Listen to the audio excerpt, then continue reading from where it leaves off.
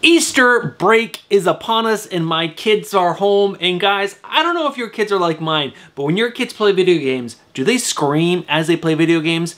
Each one of my kids, as they play, it's like called scream playing. Well, at least that's what I call it. So if you guys hear random screams throughout the video, it's because my kids are playing video games right now and it's what is keeping them occupied. So just a little hint in case you hear any extra noise in the background, that's happening. All right, guys, let's not waste any more time. Let's go ahead and dive into today's video.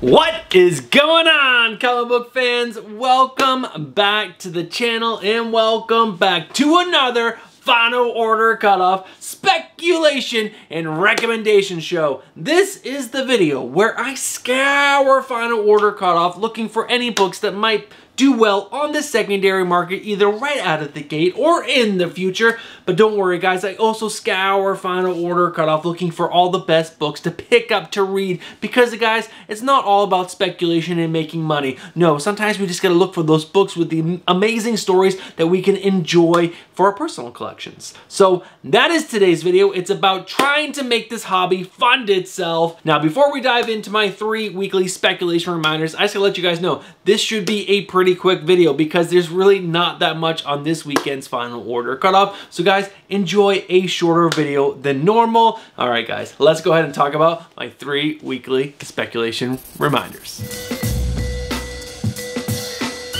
If you guys are seasoned speculators or you guys have seen this video series before, guys, look down in the description below and go ahead and skip forward to Final Order Cutoff cover lever picks. But if you guys are new to speculation or new to this video series, guys, stick around and hear my 3 weekly speculation reminders. And first up is the most important, and that is you guys have to do your own research. I'm going to suggest some books to you guys today that I think might do well on the secondary market. But what I need you guys to do is to go check other comic book YouTubers you trust, other comic book websites that you trust, and other comic book apps that you trust. Gather the most information possible so that way you guys can make the best decisions possible for yourself. Because remember, you guys are spending your own hard-earned money on these books. It's not my money, it's your money. And the second reminder that I have for you guys is that there are delays with comic books. So sometimes a book's release date will get moved for one reason or another, and that means it might show up on Final Order Cutoff multiple times. Now, the last reminder that I have for you guys is that I record this video on Thursday. Today is Thursday, March 28th of 2024,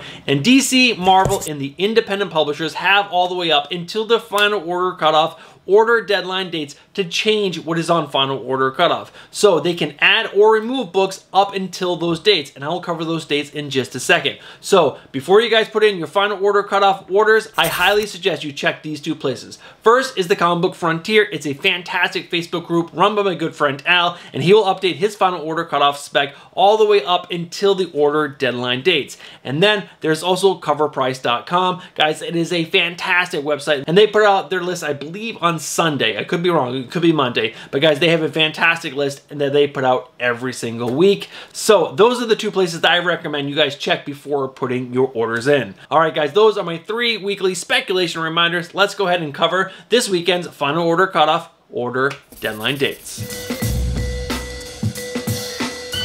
Alright guys, if you're interested in picking up any of the books that I'm going to talk about in today's video, you guys need to get your pre-orders in by March 31st for your DC Scout and Vault books, and April 1st, that's right, April Fool's Day, for your Marvel and all the other independent publishers.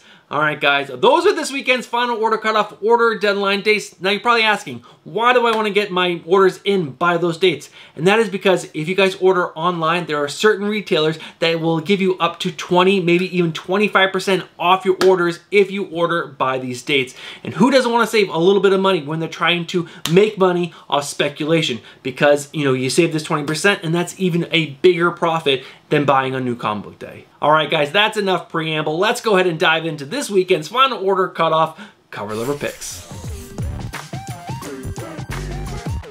All right, guys, I gave you a little bit of warning at the beginning of this video that this weekend's final order cutoff is pretty sparse, and it really is. I really struggled finding anything that might have a little bit of meat on the bones, but I did find 4 covers, so let's go ahead and talk about those. First up, we have Invincible Iron Man, issue number 18, the 1 in 10 design variant done by Pepe Larraz. Now, this does have the Iron Man Mark 72, the Maelstrom armor on the cover. I believe I'm pronouncing that right. But guys, the sad thing, this is not the first appearance of this armor. The first appearance of this armor came in issue number 15. So they're just throwing in a cool design variant for this really cool armor in issue number 18. This is a 1 in 10, so it will be a little bit more rare than just an open order cover. But guys, do your own research. Next up is Edge of Spider-Verse issue number 4 with the variant cover done by W. Scott Forbes. Now, there is a little bit of meat in the guts of this book, so we'll get to that in just a little bit. But this cover by Scott Forbes is absolutely amazing. It is gorgeous, and it features that amazing Spider-Woman character from Into the Spider-Verse, Edge of the Spider-Verse, whatever it is, that amazing Miles Morales movie, the second one. Now guys, next up is Spider-Woman issue number 7, the black costume variant done by Pete Romoko. Now this is definitely not Pete Romoko's best cover art, but it features Spider-Woman in a black costume, and I think that's really freaking cool. I think Peach fans are gonna go after this, but is it gonna be worth speculation either in the future or right out of the gate? I'm not sure. Do your own research. Now the final cover that I want to share with you guys is Universal Monsters Creature from the Black Lagoon Lives issue number 1. This is the 1 in 50 ratio variant done by Joel Jones. Now what I like about this is that I think this cover is going to be a little rare, because how many shops are going to be ordering 50 copies of Universal Monsters Creatures from the Black Lagoon Lives issue number 1? Now, it does have 2 popular writers on it. We have Dan Waiters and Ron B, but 50 copies seems like a lot to order of an independent monster book. That's my opinion, so I think this cover could be rare. It does have a damsel on the cover. We don't get a full body, but we got this gorgeous face done by Joel Jones and these really awesome hands coming up around her. So I think it's really cool artwork, a 1 in 50, which is gonna make it pretty rare. What do you guys think? Good? Bad? I don't know. Guys, let me know down in the comments below. But those were the 4 covers that I found on this weekend's final order cutoff that possibly could do well. I don't know, like I said, really sparse week for speculation. All right, guys, let's go ahead and move over to the next section, which is my second prints, facsimiles, and beyond. Now, as of right now, 11:44 a.m. on Thursday, there's only 1 facsimile that I was able to find on this weekend's final order cutoff. No second prints, third prints, fourth prints, fifth prints, just 1 facsimile. And that is Showcase issue number 22 with a facsimile foil, and a facsimile blank. Now, you're probably wondering, what is the big deal with Showcase issue number 22? Well, it is the first appearance in Origin of Hal Jordan as Green Lantern, the first appearance of Carol Ferris, who later becomes the second Starfire, the first appearance in Death of Abin Sur, an alien who gives Hal his ring as he died, and the first mention of the Green Lantern Corps. So it is a really awesome book, but it's a facsimile. So if you're really into those, go after it, but for me, I'm gonna skip that. But guys, that is it for my second prints, facsimile, and beyond. So let's go ahead and find out what books had a little bit of something in the guts. All right, guys, only 3 books on this weekend final order cutoff had a little something in the gut, so let's go ahead and cover these books. First up is Edge of Spider-Verse issue number 4 with the comic debut, not first appearance, just the comic debut of Jessica Drew, the Spider-Woman from Across the Spider-Verse movie, which, you know, that's pretty cool. Her first comic debut. There's a bunch of cool covers. That one by Scott Forbes is hands down definitely the best. Now next up is Deadpool in Wolverine World War III issue number 1. Now this has the first appearance of Delta, a villain who will potentially trigger a war. Now there are some really cool covers for this book, and obviously Deadpool and Wolverine are 2 beloved characters, but the spec on this really isn't too strong. Now guys, next up is Venom Separation Anxiety issue number 1 with the first appearance of the King in Purple, a villain with the ability to take bits of the Venom symbiote away each time the 2 have touched. So those are the 3 books that had a little bit of speculation in the guts. Let's go ahead and find out what my spec picks of the week are. This is a great week to save your money. With none of these books being super strong hitters right out of the gate or even possible long-term holds, I really think this is a great week to save your money, but there is a little something there with the Edge of Spider-Verse issue number 4, the W. Scott Forbes variant. With this having the first comic debut of Jessica Drew from the Across the Spider-Verse movie, I think maybe this cover could do well in the future. And if you really had to press me really hard, there is that Deadpool and Wolverine, a Wolverine and Deadpool World War III issue number 1. Now there is a Gabriel Del Auto cover, which is really stinking nice. With this book having a little bit of something in the guts, I believe there is a 1 in 50 or 1 in 100 version of the Gabriel Del Auto. I'll make sure that's up on screen right now. Maybe something there, but guys, this is like true long shots. I mean, Edge of Spider-Verse with a Spider-Verse character, those books do tend to do well, especially right out of the gate, and this character was really cool, so keep an eye on this book. But guys, I really strongly suggest you guys probably save your money, unless you got a hole burning in your pocket or you got money to spend, just like really FU money. If you got that FU money, yeah, go right ahead and buy some Spider-Verse books, buy some Wolverine Deadpool books, and like, you know, see where it goes. But honestly, I think this is a great week to save your money. All right, guys, that is this weekend's final order cutoff speculation. But what about our final order cutoff recommendations to read? Well, there is one book that I want to talk to you guys about, so let's go ahead and do that now. We already spoke about this book during the cover letter section, but let's go ahead and dive in a little bit more and go ahead and read the synopsis for Universal Monsters Creature from the Black Lagoon Lives, issue number 1. Why do they use such a gigantic name for this book? Maybe shorten it just a little bit? Creature from the Black Lagoon, maybe? I don't know. That's still super long. But guys, this is coming from the writers of Dan Waiters and Ron V and has art by Matthew Roberts and Dave Stewart. Now let me go ahead and read the synopsis for you guys. A new horror dream team resurrects one of the most iconic monsters. Acclaimed creators Dan Waiters, Ron V, and Matthew Roberts rise from the depths for an all-new epic. Years after the events of the original film, journalist Kate Marston hunts for a notorious serial killer in the heart of the Amazon. Hot on the trail of this madman, she soon encounters an unexpected new threat, but is it friend or foe? Or is it simply the creature from the Black Lagoon?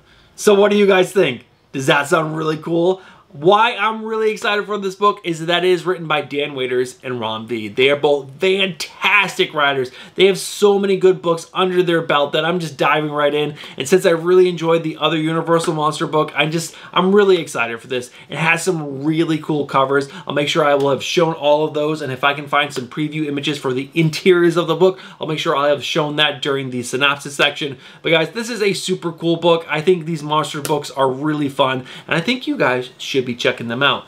But guys, this is not the end of the video. Oh no, I found some covers coming out on next week's New Comic Book Day that I think we all need to take a look at for speculation.